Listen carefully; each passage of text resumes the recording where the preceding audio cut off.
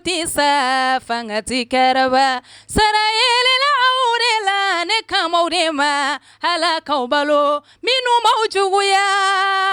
kuka juguya to minu baukoniya aw bismillah Lumière TV sanfɛ walasa ka kunnafoni jɛlen ko lasaw ma bamanan ko ka kuma na ko maanifin kunnafoni ko ɲuman k'a bɛ fa ka sɔrɔ a ma fɛn bila a da hakili ka fa kama ko kɔnɔbara bɛ fa ka sɔrɔ fɛn ma bila a kɔnɔ nin waati na an bɛ dɔ an ka kunnafoni kɔnɔ mais sani an ka don o kɔnɔ an b'a hakili jigin groupe Lumière u ka anniversaire bɛ ka labɛn anniversaire min n'a carte bɔlen don ka ban carte minnu ni a bɛ daminɛ 1000 b'a la 400 b'a la i y'a ta k'a lajɛ nin ye 1000 ta ye nin ye 400 ta ye donc min ɲininen d'aw fɛ o de y'aw kan ka numéro minnu aw ɲɛ b'a la plateforme sanfɛ aw k'o contacter n'aw y'o contacter sigati min na o de ye aw ka carte aw b'olu sɔrɔ n'o ye Lumière la nuit de Lumière groupe Lumière o ka carte ye donc ɲina san duruna de groupe Lumière ye ni fara a ka activité u ka ballon tan kɔni a to ye ni waati na fila de deuxième demi-finale fo ka taa fara finale ba kan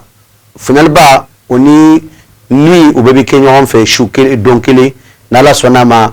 café désert kɔnɔna na RDV o taara ka ban aw ɲɛ bɛ numéro min na n ka plateforme sanfɛ sigati min na ou bien n'aw bɛ Facebook kan u bɛ WhatsApp ye yɔrɔ min na u b'a cliquer aw bɛ taa bɔ an ka numéro kan ou bien TikTok fana sanfɛ aw ɲɛ bɛ numéro min na a y'o susu n'aw y'o numéro gosi dɔrɔn aw ni groupe Lumière bɛ ɲɔgɔn sɔrɔ min bɛ se k'a to kunnafoni o bɛ d'aw ma carte ko la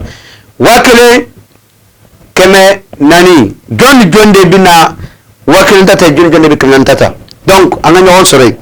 nin waati na bɛna kunnafoni an bɛ don a kɔnɔna na an b'a daminɛ précisément an ka jamana in kɔnɔ ni don ye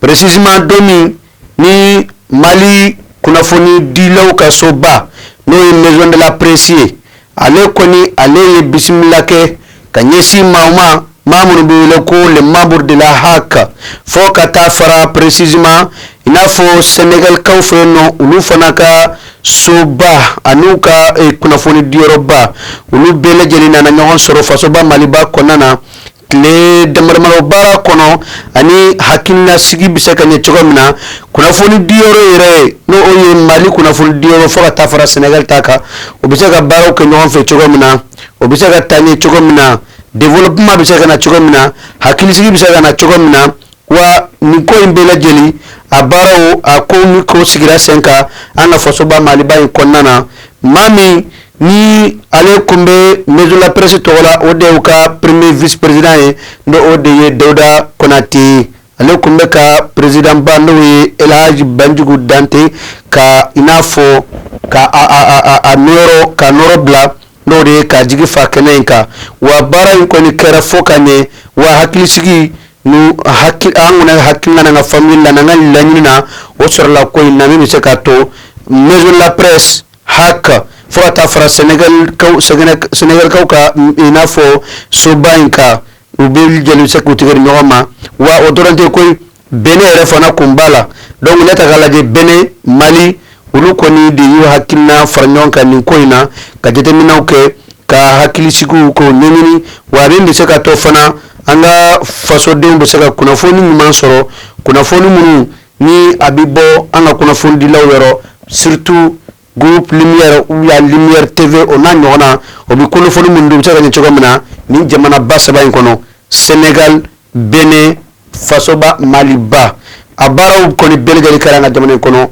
an ka maison de la presse olu ɲɛmɔgɔw kɔni a diyar'u ye wa a bɛnn'u ma hakili ɲɛmɔgɔ yɛrɛ a diyar'u ye a bɛnn'u ma hakilisigi kɔni o sɔrɔla ko la n'an bɔra yen hali sisan n bɛ taa n ka fasoba Maliba kɔnɔ n bɛ taa Moptikaw fɛ yen nɔ n'i y'a ko ta k'a lajɛ a bɛ fɔ waati min ma ko semaine min tɛmɛna kɔni n'i y'a semaine ta k'a lajɛ a bɛ fɔ fɛn min ma ko la semaine artistique et culturelle o kɔni kun bɛ ka kɛ jamana in kɔnɔ a daminɛ jeudi tɛmɛnen wa nin kun ye a 3e édition in n'o ye a siɲɛ 3nan ye wa a kun pilɛsera thème min kɔrɔ o de ye la culture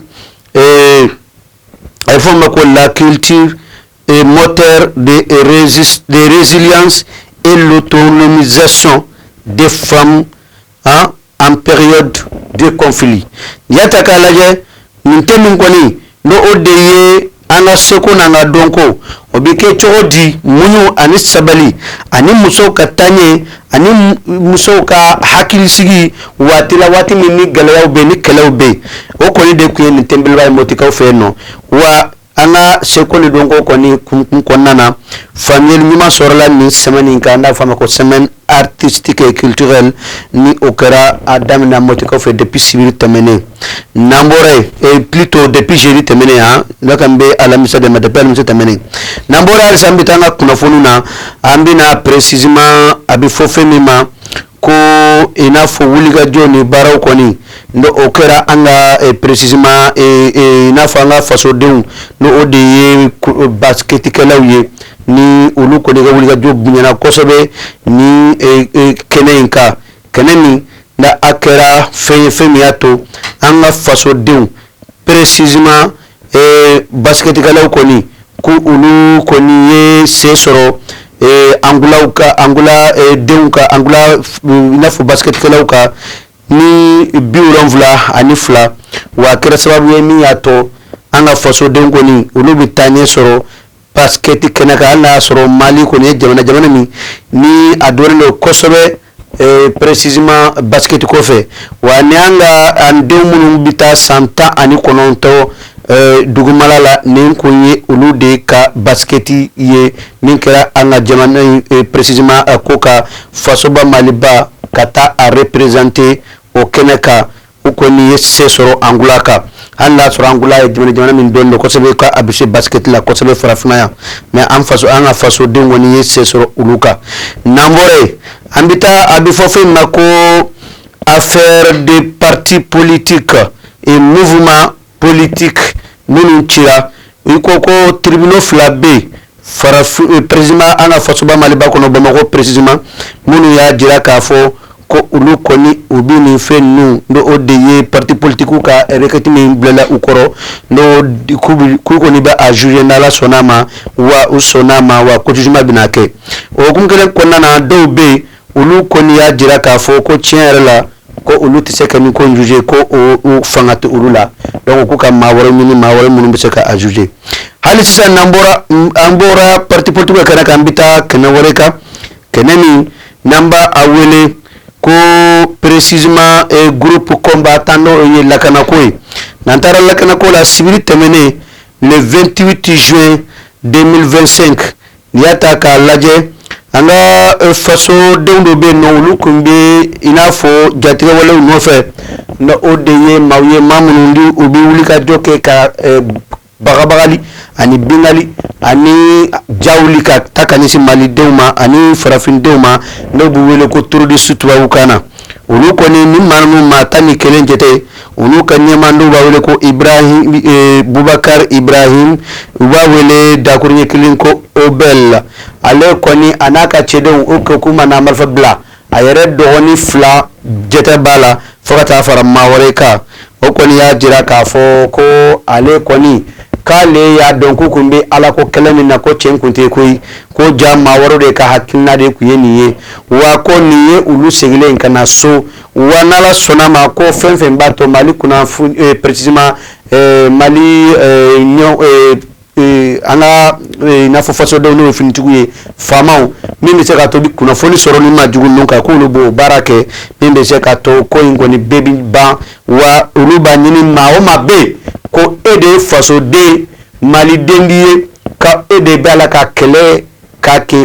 ke kanisi malima ki ka malfa blegana igana fara faso denka wa chef d'état-major général des armées no odeye anga armée ka nyema soy ulu ka nyema ba ko ni ya jira ka fo no ye général de division Umar Jara akoni ya jira ka fo ko nala sonama ko ni manu ko bi bla hake ko na hake minu kaka wa unu nyona chama wa unana umana bolongolo koy unu minan chama ba ani moyo anrula ndaru fo mako bolife u chama ba de nana kana fara anga fintuguka wa nuko imbele le gawo kono gawo circle la e fait gawo région na précisément en second circle la u ba fo dugumi mako lele hoy akoni bele jeli kere yenodi hal sisa mitanga fosoba maliba kono nantora nga fosoba maliba kono ambita Espagne ka ofeno anga premier ministre no précisément ministre de l'administration territoriale aussi nuba wele ko général de division Abdoulaye Maïga ale koni kumbeta mana jamana maraba tola no général d'armée Assimi Goïta o tola ina fo dugula dugumi wele ko Espagne jamana bado Europe jamana do Abdoulaye Maïga koni aye kuma ta ka jira ka fo ko fasoba maliba ko aka wulika jo bebenendo aka horonya ako soro aka jamade lakana ko koni ka sabati précisément Sahel kono ani femi mbato lafia bina Sahel donka femi mbato fana ko farafina lafia soro Sahel lafia ni hukum konana wa ni ko imbele jeli kera sababu sababu yato ni anga general bain koni uka noye ba minda ke nduba wele ko confédération conférence internationale sur le financement et développement à civil no okoni kera Espagne ka ofeno akoni ani bolongo koni tina na sabla déjà abi fofe mako 500 milliards koni olu 500 milliards jete no okoni wari développement sirawi no banque d'investissement ale koni ya jira kafo kale bo okay jamanai ani Sahel jamana koni ma mimi se ka to développement ko koni binyana bo wala fi be se kana chomna général de division Abdoulaye akoni hakili sigi kuma chama fo kenenka waka jira ka fo ko ni som min flani ka di ko be ke sababu ye ka fasoba maliba ani Sahel jamana ka ulu bele jeli deme ka barawla mimi se ka to yalama horoya ani terrorisme kele ani fen wore ko ka bele jeli ka sabati anga farafina jamana nun konnana nambore ambita CEDEAO ulu koni président kura soro o président kurai ale koni Israelian ne mabaye nyata ka laje CEDEAO ale koni nyafo jamana mu nu obi président tournante de Wulufe wani président koni ale to ko Julius Manda wo ni bio ale koni yamma ye mami ni ale Israel nyamala ni watina ale nana mami place la sa wode Ahmed Ahmed Tinubu na ale précisément Nigeria o nyama bardo nyata ka laje ale koni ya jira ka foko ale bina fere bere sigisenka fere mbise ka to ale ka organisation no ye CEDEAO uni AES binu tigal nyama ka baraka sabula ko AES koni ka bora CEDEAO de la wa ko tsaka fonyo ko o tsaka takanya wontoi tiago ya fuku tigal nyama ka baroke ko bi tsaka ne soro chogomna ni cheba ingoni aya jira ka fo no bioe ka fo ko farafina mo be mina wode kanga farnyon kanga do daklen fe bodaklen fe wambe ka je ka keleke fe na fe mi ka gale ala sambele jelima wa ko na la sona ma CEDEAO ni laes ko bi tugal nyoma ko baro no bi ka nyacho gamna ko bi nyeti namore ame beta kunche ni tuguni wode yanga carte d'entrée du concert du groupe Lumière ko ni bolé no sangabla donc awbi weli ke doranga plateforme limoro mu mbaka ntsigatala anne awbi nyon soro o fana ko fe aw ka donga foko biere bita fere carte bita fere daira la wana la sona ma ticket kama flata mina o fana kala mimi se ka to mahamunu mba fe kata ko ilaje o beje sa ta wa akon bidame de piwla fe foko ta duguje dongo shinyana kodu sigati mina de wode nemi segena flella abita so sun artisu ka chare artisi bari nebe aw kana la jaga artisu mun photo bi carte ka ça c'est des simulations sun artisi bodi nebe kana inga donc nga fulni tan nebe sa bele jeni mami tiya ko me camera la wode ka yetu touré nala sonama jité amina a fon falen doni don na tawla mi se ka to amma bi minna o se ka soro chogomna ndo de ka amélioration do ko ka ala ani ka chetemina ko mi se ka to abso kuna foni nyana ma soro ko Lumière TV hangu ga do bele jeli bendo ka kuna foni nyana ma a jole ka dawma mi se ka to awbi fa ka soro ngwe fen blawda hakili ka fa kama aya kamina la sona machine ni wati kili Lumière TV ma ko kutisa fangati karaba sarayele la aurela ne kamaurema halakau balo minu maujuguya kuka juguya to minu baukoniya iye ngoluka koniya to Gomogo kise queen Ndawli nam mani folitala mperesele no bigo kana jigina terini kan me mawla basi tawla ko be dugula koy ko be dugula wa dugu yere be kola groupe lumière oluka anniversaire de beno le 12 juillet palais de la culture là café des arires la ngaso jama ku fe jakki sebe dugula ante foyi kala awte foyi kalama dugu la uli ga usigilento wallahi ku tige fle tige wakele kemenani wakele kemenani masa ko ge 5000 anteri na ma cho imsa ni 5000 anga kelen dimo na la sona ma na la sona awo ina 2000 francs ni 5000 te mo gombolo kana ni wakele ni 2000 francs te mo gombolo kana ni kemenani abana abenyawo erego kabi mi abike palais de la culture là palais de la culture be fanjume palais de la culture ko ko fele nasa yo bele badala café des arts konna abike awo Allah tikile nini be musoro kungana do kungulula nare ko awasira ini muso in kadne ko yoro de ni fene mi jo marki mayne ni bere invité le no an parata Burkina ni bere invité le no ni ko tege basi mi ni la begese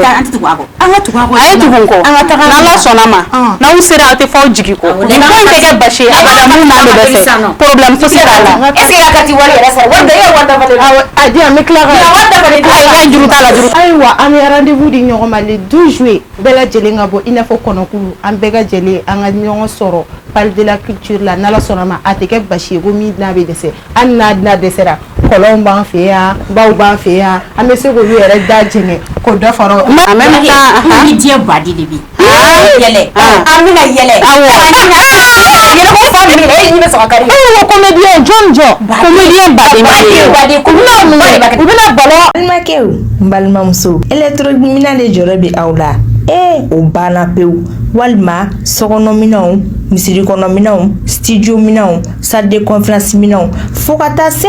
baful minaw ma mo kelen pe soro kelen pe hate fune dumasi chez Mamutu Traoré yele électronique afla ni nibura memo sira farala kibi yele kata centre mable fanfe yani ka fara juste ibi côté gauche laje yele électronique chez Mamutu Traoré iba soro yenno imo menacé minama amina bele jelibe inafo baful guitare lampadaire chaise micro piano bola batterie ampli microphone fota se lumière ma o ma be kiba fe galon bonda otmana sa boli bribri e katase yele électronique chez Mamutu Traoré kayorola ni ye ñogome bla cence kul sanfɛ tɛgɛ ta yira suguni dɛ weche fune dimasi otmana sa ambele jeli ka wuli ka joke anga Mamutu Traoré kayoro segre yele électronique hatɛ haumaye lumière tv makotisa fangati karaba sarayele la aurela ne kamaurema halakau balo minu maujuguya kuka juguya to minu baukoniya